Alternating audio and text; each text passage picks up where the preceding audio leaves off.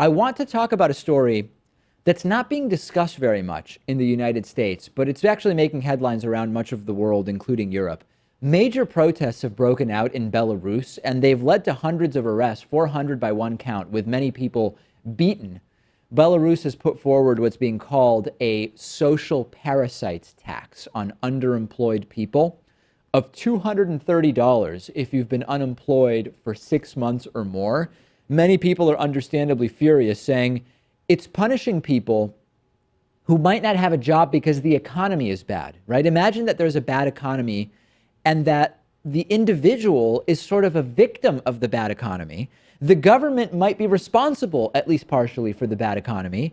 And then the government is going to charge you a tax because you weren't able to get a job because their economy is a total disaster. Thousands protested, hundreds arrested, riot police came out. Journalists covering the protest were also arrested, which it's a nice touch. When you want to really do a full authoritarian crackdown on protesting, it's the cherry on top when you start arresting journalists. And we've seen that around the world. Yeah, especially in Russia and I guess Belarus now too. This tax just doesn't make any sense, and I feel like anyone in any school of thought would be opposed to this because conservatives would say it's punitive and liberals would say it's going after the little guy. So this is something that can really only happen in a dictatorship type form of government. It's big government in a way, but of course, Republicans in the U.S., there are probably some who would support this by saying no, because you got to pull yourself up by your bootstraps. And if you're unemployed, it's because you didn't look hard enough for a job, and you need to be punished for that in some way. Demonstrator Alexander Ponomarev told the Associated Press news agency, quote, "They are beating the participants, dragging women by the hair to buses. I was able to run to a nearby courtyard." The president insists that long term, they're going to keep this tax in Belarus, but it's been suspended for the rest of this year. And earlier this month, he had said that people who worked fewer than 183 days a year would not have to pay the tax this year, and that those who already paid it last year would get a refund if they were to find a job. This is all just completely crazy. And according to a recent tax inspection, there's 470,000 Belarusians who should have paid the tax. Only about 10% of that, 50,000, actually paid it, according to Reuters. It's all just so absurd and crazy, and even their ability to enforce this seems to be lacking. And their president, Alexander Lukashenko, is often looked at as the last dictator of Europe. Yeah. He'll have these press conferences that go on for hours at a time, and he'll just berate the media completely. He always seems to get reelected. He's actually been in office since I was 5 days old. Wow. So he's the last European dictator. So he's been in office for like 7 years or something Yeah, like 7 that. years. That's crazy.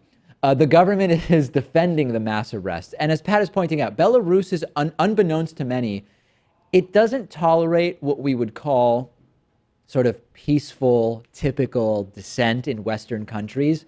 They're the typical players we think of as far as cracking down on dissent. Belarus doesn't often come to mind, but they are. And I actually have a little bit of a personal issue that I'm currently having actually with Belarus, which is Really? There's this. So if you are, so my mom's dad, my maternal grandfather, was born in Poland and fled Poland to avoid World War II, and went to Argentina. And Poland has a provision, I guess you would call it, or a rule, a law, I don't know what it is, where you can get Polish citizenship if you are the direct descendant of someone who left Poland because of being Jewish before World War II, right? So in other words, because of my grandfather, my mom, by that rule, qualifies for Polish citizenship, which is an EU citizenship. And then once she gets it, I would be able to get it. So we've been working on this descendant project. of her. Exactly. So we've been working on this project. And in working on it with Polish attorneys in the United States, going back and forth with their contacts in Poland, we determined that the part of Poland that my grandfather is from used to be Poland, but now is actually Belarus. So that the paperwork that we need is, if it hasn't been burned, if it exists, it's probably in Belarus.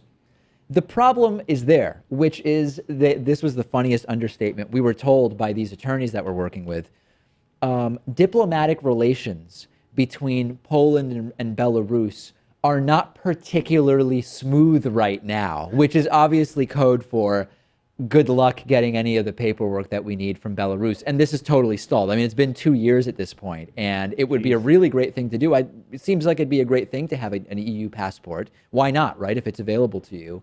But it's not going anywhere because Belarus is just kind of like, yeah, no, we're just not helping you with paperwork. What paperwork? We don't know anything. So anyway, yeah, that tangent aside, things are not good in Belarus, and we're going to continue following what's going on there. Today's program is made possible in part by GameFly, which is sort of like Netflix for video games. They've got over 8,000 new and classic games for Xbox One, Xbox 360, PS4, PS3, Wii, and a bunch of other platforms. And you can also stream games. You don't even need a gaming console or a computer, because you can stream games through your Amazon Fire Stick or Roku box and then use your mobile phone as the controller.